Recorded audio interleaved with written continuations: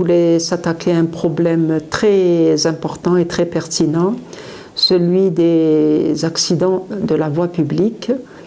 Ces derniers engendrent de grandes pathologies. Ils sont responsables de 80% des traumatismes crâniens et de 20% des traumatismes du rachis cervical. Il faut savoir que les traumatisés crâniens, dont le pronostic vital est engagé dès l'arrivée du patient, il y a d'autres malades qui s'en sortent, mais à quel prix? Avec de lourdes séquelles motrices et intellectuelles. Par ailleurs, on a le traumatisé du rachis cervical. Donc, c'est des jeunes patients qui arrivent tétraplégiques.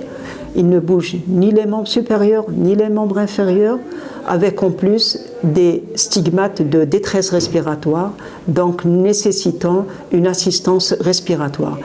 Et dans tout ça, l'évolution peut être dramatique. Les patients peuvent décéder, c'est des patients jeunes, et dans les meilleures conditions, quand ces patients s'en sortent, malheureusement, ils s'en sortent avec de lourdes séquelles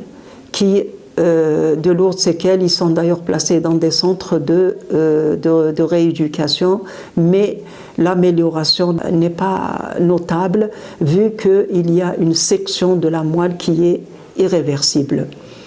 Je voulais également rajouter que par rapport au traumatisme crânien, dans toutes ces étapes d'hospitalisation, c'est un adulte jeune qui est relié à un respirateur, qui ne bouge pas et qui reste tout au long de son hospitalisation conscient. C'est là le drame. C'est un malade qui est conscient avec des troubles neurologiques, avec une tétraplégie et une détresse respiratoire. Donc le conseil qu'on peut vous donner, c'est qu'en conduisant, si vous êtes fatigué, arrêtez-vous. Si vous êtes énervé, prenez du recul.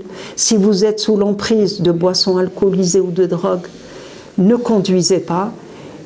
Et réduisez surtout le facteur le plus incriminé dans ces accidents de la voie publique, c'est la vitesse. Donc réduisez la vitesse.